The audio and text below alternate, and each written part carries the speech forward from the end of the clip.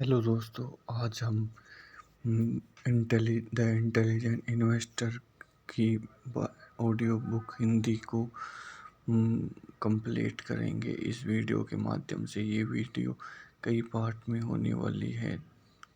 सबसे पहले मैं बता दूं, इंटेलिजेंट इन्वेस्टर बुक के लेखक ग्राहम बेल हैं। इंटेलिजेंट इन्वेस्टर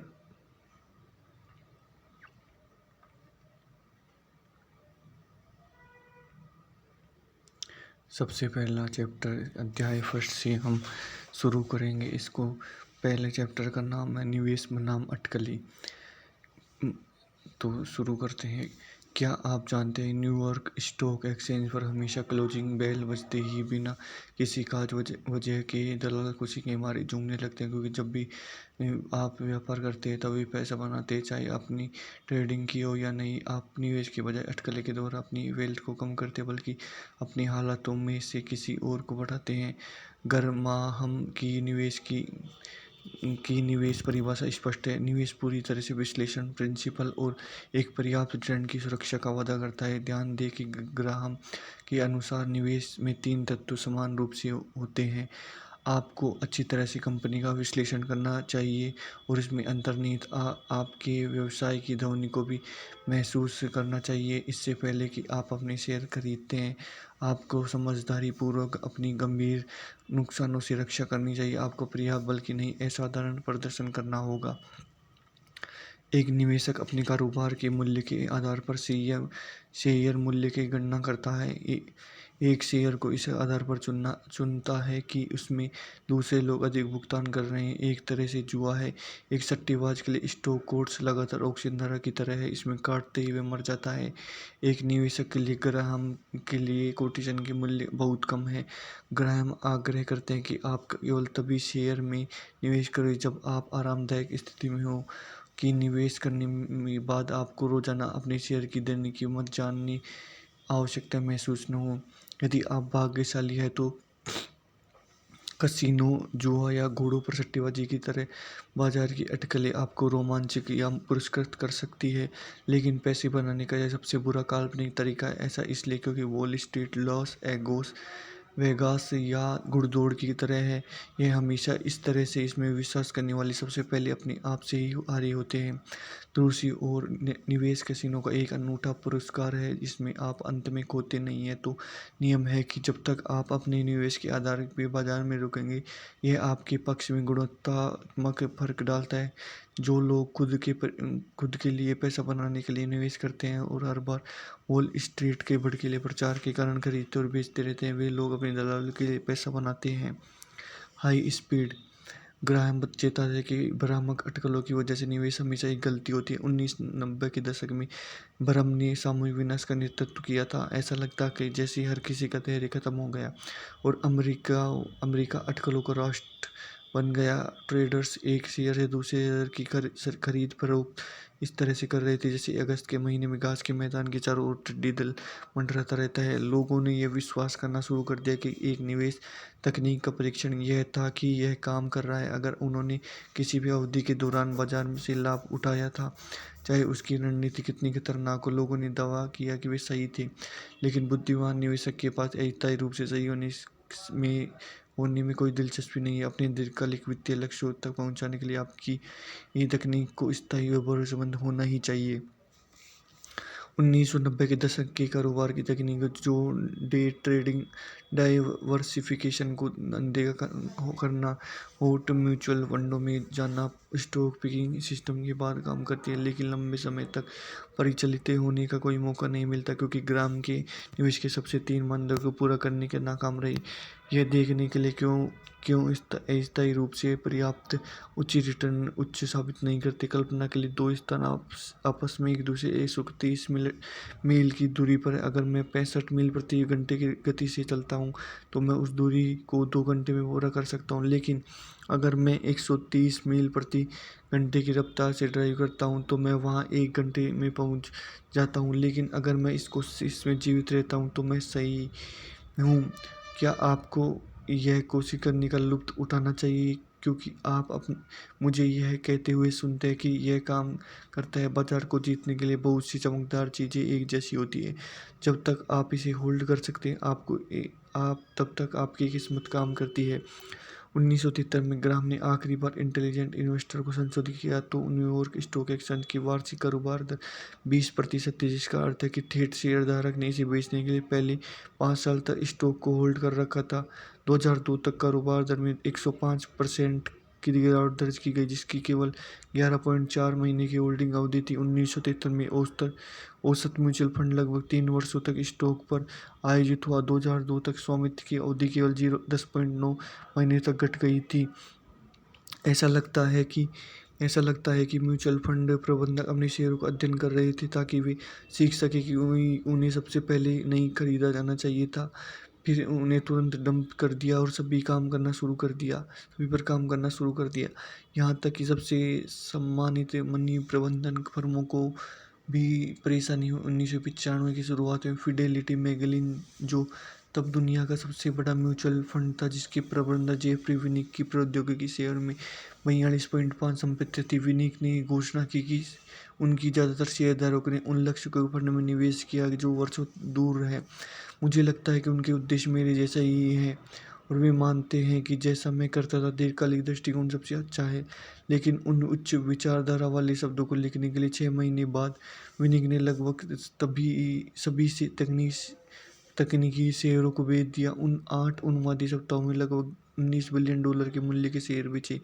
लंबी अवधि के लिए बहुत कुछ। और 1999 तक फिडेलिटी के डिस्काउंट ब्रोकरेज डिवीजन अपने ग्राहकों को किसी भी समय पाम हेल्ड कंप्यूटर का उपयोग करके कहीं भी व्यापार करने के लिए मौका दे रहा था, जो पूरी तरह से फर्म के नए नारे के साथ पूरी तरह से संबंध था। हर क्षण मायने रखता था। वित्तीय वीडियो गेम। वॉल स्ट्रीट ने पैसा कमाने के लिए तत्काल तरीके से ऑनलाइन ट्रेडिंग सिस्टम बनाया। मॉर्गन स्टैनली की फर्म को ऑनलाइन शाखा डिस्कवर ब्रोकरेज ने एक टीवी एड चलाया जिसमें एक 100 रुपये टॉप कर ड्राइवर एक समाधि दिखने वाले कार्यकारी कोर चुनता है, जिसमें डैशबोर्ड पर चिपकाई गई उष्णकटिबंधीय समुद्र तट की तस्वीरों को देखते हुए कार्यकारी पूछता है, अवकाश चालक ने जवाब दिया, यह मेरा घर है। ठीक है। सूट पहना आदमी कहता है, यह एक द्वीप की तरह दिखता है। ड्राइवर जवाब देता है, तकनीकी रूप से यह एक देश है। प्रचार आगे बढ़ गया। ऑनलाइन व्यापार कहता है, किसी के पास न तो काम और न किसी के विचार की आवश्यकता है। ऑनलाइन बरोकार एमरी ट्रेड के एक टेलीविजन विज्ञापन ने 2 गृहिणी को जॉगिंग से वापस आते हुए दिखाया। एक ने अपने कंप्यूटर पर लॉगिन करती थी, माउस के कई बार क्लिक करती थी, उत्साहित होकर, मुझे लगता है कि मैंने अभी लगभग $17 कमाए। वॉटर हाउस ब्रोकरेज फर्म के टीवी विज्ञापन में किसी ने बास्केटबॉल कोच फिल जैक्सन से पूछा कि आप इसके बारे में कुछ जानते हैं। इसका जवाब, मैं इसे अभी बनाने जा रहा हूँ। वे किसी भी तरह दूसरी टीम के बारे में कुछ नहीं जानते थे, लेकिन कह रही थी, मैं अभी खेलने के लिए तैयार हूँ। 1999 तक कम से कम 6 मिलियन लोग ऑनलाइन व्यापार कर रहे थे। उनमें से 10वां हिस्सा तीव्र गति से स्टॉक खरीदने व बेचने इंटरनेट का उपयोग करके ट्रेडिंग कर रहा था। क्यूबेंक्स न्यूयॉर्क में 25 वर्षीय पूर्व वेटर शोबिज दीवा बारबरा स्टीरसेंड से निकोलस बीरबास के सभी लोग ड्राइव कोयले को स्टॉक भर रहे थे। इसमें से पहले बीरबास ने निंदा की, मैं लंबी अवधि के लिए निवेश कर रहा था और मुझे पता चला कि ये स्मार्ट नहीं था। अब बीरबास ने दिन में 10 बार शेयरों को कारोबार किया और एक साल में 10 लाख कमाने की 1 लाख डॉलर कमाने की उम्मीद थी। मैं अपने लाभ या हानि को लंबे लाभ देखने के लिए खड़ा नहीं हो सकता। स्टीरसेंड ने फॉर्च्यून के साथ एक साक्षात्कार में कहा, मैं बैलेंस बेल हूँ, इसलिए लाल पर प्रतिक्रिया करता हूँ। अगर मैं लाल देखता हूँ तो मैं अपने स्टॉक बेचता हूँ। नाई की दुकानों, रसोई, कैफे, टैक्सी कैब्स और ट्रक स्टॉप, वित्तीय वेबसाइट और वित्तीय टीवी शेयरों के बारे में निरंतर डेटा डालने में शेयर बाजार की नॉन स्टॉप राष्ट्रीय वीडियो गेम में बदल दिया। जनता पहले से कई ज़्यादा बाजारों के बारे में अधिक जानकार महसूस कर रहे थे। दुर्भाग्यवश जब लोग डेटा में डूब रहे थे तब ज्ञान कहीं नहीं था। उन कंपनियों की स्टॉक पूरी तरह से खत्म हो गई जिन्होंने जारी किया था।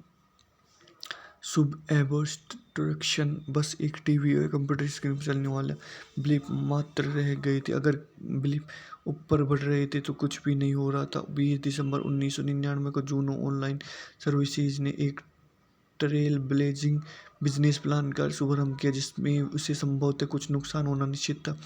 जुनून ने घोषणा की कि अब वे अपनी सभी खुदरा सेवाओं को ईमेल के द्वारा निःशुल्क प्रदान करेगा।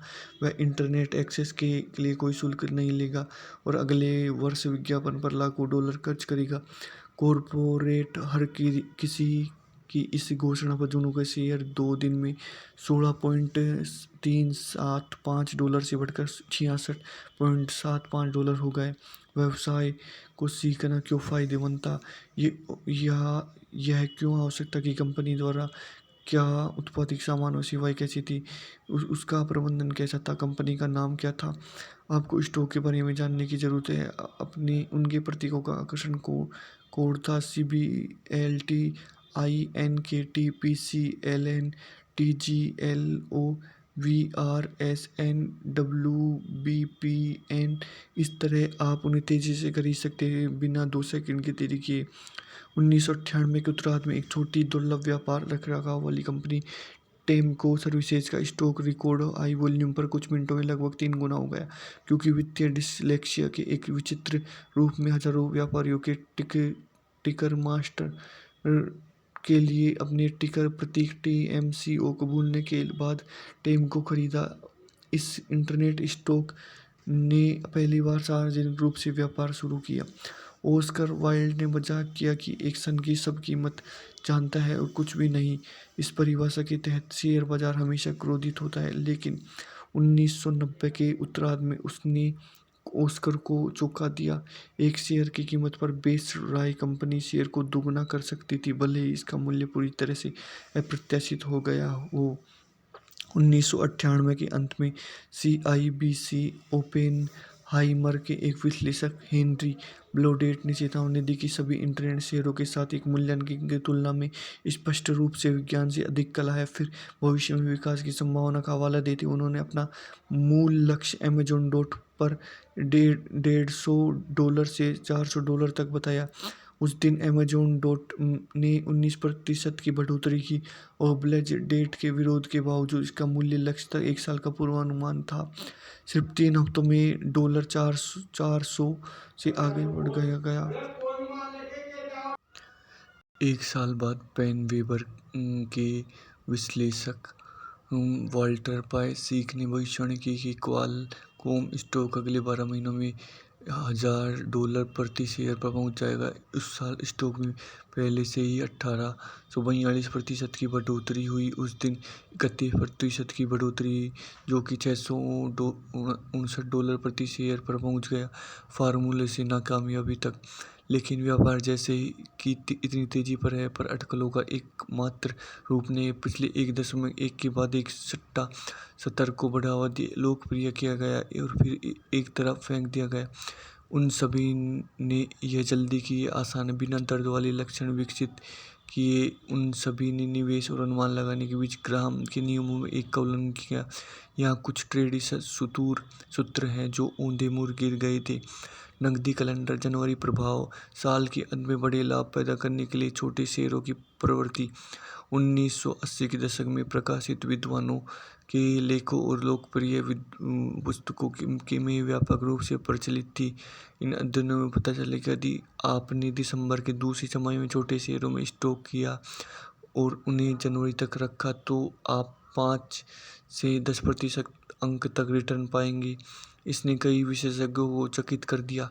आखिरकार अगर यह आसान था तो निश्चित रूप से हर कोई इसके बारे में सुनता और बहुत से लोग ऐसा करेंगे और उनसे अवसर दूर हो जाएगा।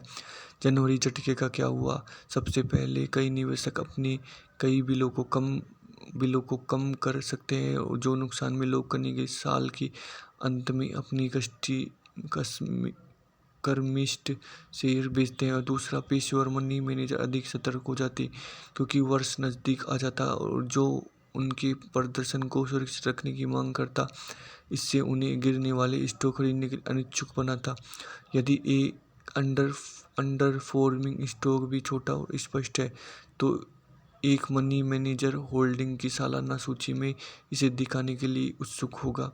ये सभी कारक छोटे स्टॉक की क्षणिक सौदेबाजी में बदल देते हैं। जब एक कर संचालित बिक्री जनवरी में समाप्त हो जाती है तो वे आमतौर पर मजबूत और तेजी से लाभ पैदा करते हुए वापस भी थे। जनवरी का प्रभाव ज़्यादा नहीं चला और यह कमज़ोर हो गया। रोचेस्टर विश्वविद्यालय के वित्त प्रोफेसर विलियम स्वार्ट के मुताबिक यदि आपने दिसंबर के आखिर में छोटे शेयर खरीदे थे और जनवरी शुरू में बेच दिया तो 1980 से 1989 तक 4.4 अंक से 8.5% अंक तक अपने बाजार में लाभ लिया होगा। 1990 से 2001 तक 5.8 अंक तक।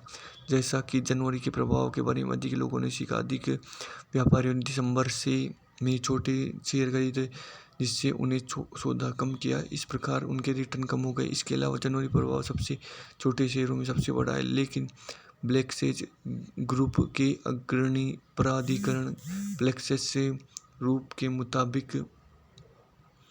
मुताबिक ऐसे छोटे स्टॉक खरीदने बेचने की कुल लागत आपके निवेश का 8% तक बढ़ सकती है।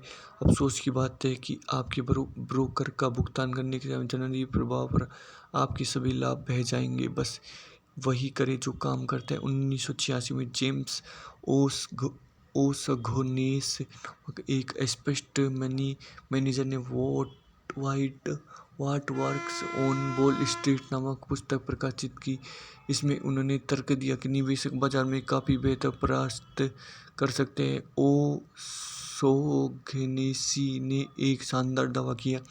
1954 से 1994 तक आप $10,000 से $8,74,504 तक कर सकते हैं। बाजार में 10 गुना से अधिक यानी 18.2% औसत रिटर्न से। उच्चतम एक साल के रिटर्न के साथ 50 शेयरों के बकेट खरीद कर कमाई के 5 सीधे साल और अपनी कॉर्पोरेट राजस्व में 1.5 गुना से भी कम कीमतें साझा कर। जैसे कि वॉल स्ट्रीट के एडिसन ने ओसेनेसेंस ने यूएस पेटेंट की प्राप्त किया। उनकी स्वचालित रणनीतियों के लिए संख्या $5,97,8,778 और अपने निष्कर्षों के आधार पर 4 म्यूचुअल फंडों के एक समूह लॉन्च किया।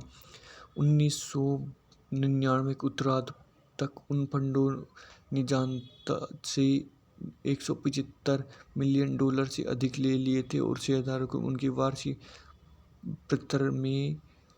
वार्षिक वर्ष में ओशोनसेंसी ने कहा, हमेशा की तरह मुझे आशा है कि हम साथ मिलकर अपने दीर्घकालिक लक्ष्यों तक पहुंच सकते हैं। लेकिन वॉल स्ट्रीट पर क्या काम करता है? ओशोनसेंसी ने इसे प्रचारित करने के ठीक बाद काम करना बंद कर दिया। उनके 2 फंड इतनी बुरी तरह से डूब गए कि वे 2000 के आरंभ में बंद हो गए। कुल शेयर बाजार में, जैसा कि S&P 500 इंडेक्स द्वारा मापा गया, ने लगभग 4 वर्षों तक लगभग ओसोंगे फंड नॉन स्टॉप चल रहा है। जून 2000 में